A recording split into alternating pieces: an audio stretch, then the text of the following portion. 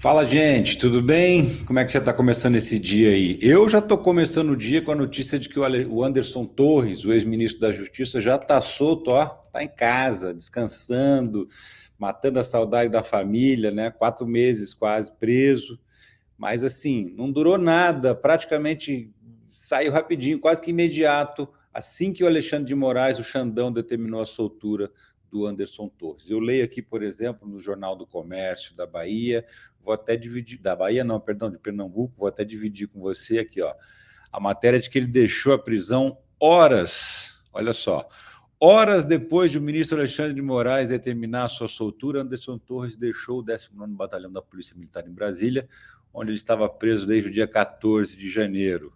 Ele estava preso no batalhão da PM, porque ele tem direito a uma cela especial, e essa era a cela que tinha sido destinada a ele lá em Brasília, apesar da prisão ter sido determinada pela Polícia Federal, ou melhor dizendo, pedida pela Polícia Federal e determinada pelo ministro Alexandre de Moraes.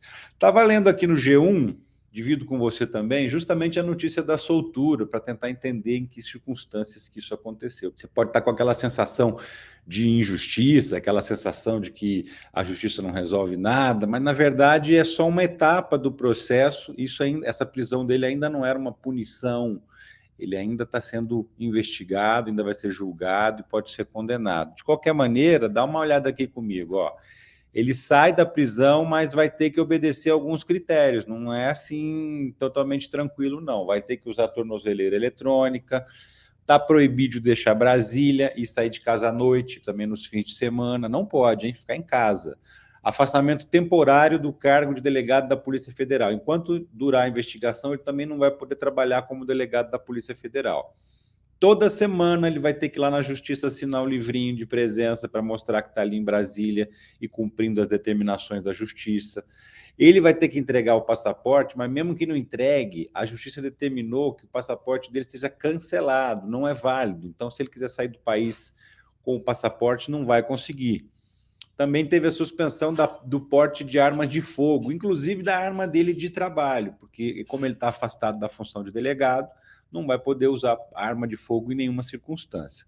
Está proibido também de usar as redes sociais e de se comunicar com qualquer pessoa que seja investigado no inquérito dos atos antidemocráticos, que é o inquérito que está aí na cola dele, tá? E aí você fica se perguntando por que ele foi solto agora, não antes, já que teve vários pedidos para soltá-lo. Ele estava cumprindo prisão preventiva. E aí eu fui entender melhor o que é a prisão preventiva, para que a prisão preventiva serve quando a pessoa ainda não foi condenada. Vim nesse site aqui, o Jus Brasil, dei uma pesquisada e cheguei aqui no artigo 312 do Código do Processo Penal.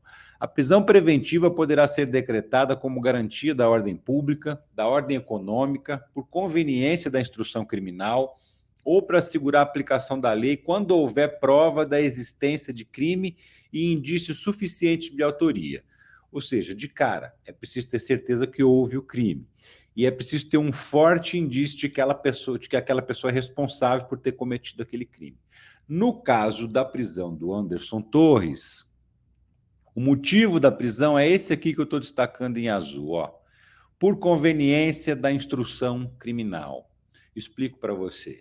O principal motivo da prisão dele, que não tinha prazo para terminar, é facilitar a coleta de provas, é impedir que ele interferisse, coagindo testemunhas, ocultando provas, ou até mesmo que ele fugisse, já que ele tem condição financeira para isso. Estava nos Estados Unidos, se apresentou aqui, mas poderia sair a qualquer momento do país novamente. Então, mas principalmente para fazer a coleta de provas, ouvir todo mundo, fazer as perícias, sem que ele tivesse condição de interferir, de atrapalhar.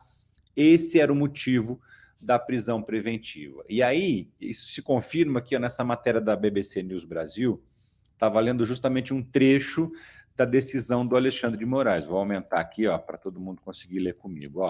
No presente momento da investigação criminal, as razões para a manutenção da medida cautelar extrema em relação a Anderson Gustavo Torres cessaram, pois a necessária compatibilização entre a justiça penal e o direito de liberdade demonstra que a eficácia da prisão preventiva já alcançou sua finalidade com a efetiva realização de novas diligências policiais que encontravam-se pendentes em 20 de abril de 2023, afirma um trecho da decisão do Alexandre de Moraes. E aí eu vim aqui na própria decisão, ó, essa aqui é a decisão do Alexandre de Moraes, original, e realmente exatamente esse trecho é o que aparece aqui embaixo. Essa menção é justamente o que eu acabei de dizer. Todas as perícias já foram feitas, todas as provas já foram coletadas, todo mundo tinha que ter ouvido, já foi ouvido, não tem mais sentido para ele permanecer preso, porque ele ainda não foi julgado e ele ainda não foi condenado. Essa prisão é baseada na suspeita e não numa condenação. Só para a gente lembrar, né? Ele passou 4 meses, praticamente, faltou 2 dias para completar 4 meses de prisão. Aqui no dia 14 de janeiro, quando ele voltou dos Estados Unidos, ele estava na Flórida, quando aconteceu o 8 de janeiro, no mesmo lugar onde estava o Jair Bolsonaro. E aí essas imagens aqui, ó, é dele chegando, dele embarcando lá nos Estados Unidos aqui para o Brasil e depois desembarcando no Brasil e sendo preso no dia 14 de janeiro. Ele chegou, desceu nesse avião e logo foi para o batalhão da Polícia Militar lá de Brasília, onde ele estava preso esse tempo todo. O que a gente sabe é que ele passou maus bocados lá, segundo informações da defesa dele, perdeu 12 quilos, ficou deprimido, ficou esquecido, perdeu a memória voltou, enfim, a gente está tentando entender ainda todas as circunstâncias que envolveram essa passagem dele lá na prisão, porque ele forneceu a senha dos celulares, tá vendo? Esse é o batalhão da PM onde ele ficou preso, numa cela especial. Ele tinha fornecido a senha errada do celular, então assim, ele pagou de um cara colaborativo, foi lá, forneceu a senha, conseguiu com isso alguma boa vontade da justiça, mas aí quando eles foram checar, a senha estava errada, então eles acharam que tinha sido uma traquinagem aí do Anderson Torres e obviamente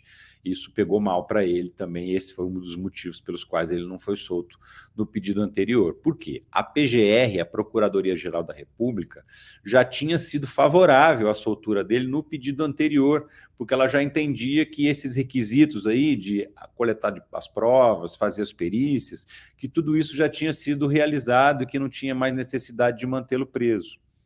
Só que mesmo assim ele permaneceu preso porque por conta dessa traquinagem aí que ele acabou aprontando, né? Então, para você que queria entender um pouco mais, não se trata de injustiça, se trata de uma fase do processo do Anderson Torres.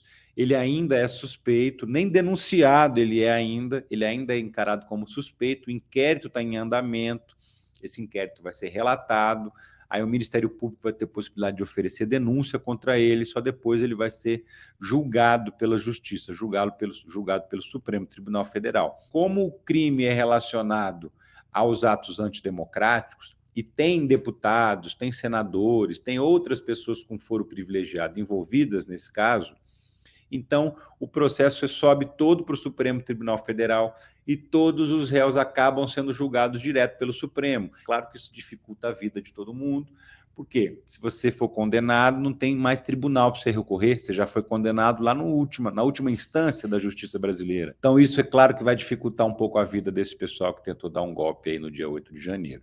Mas, de qualquer maneira, a vida do Anderson Torres não vai ser fácil não, viu? Ele foi para casa agora, mas além dessas restrições todas que eu citei aqui para você, que ele vai ter que cumprir, ele continua respondendo ao processo.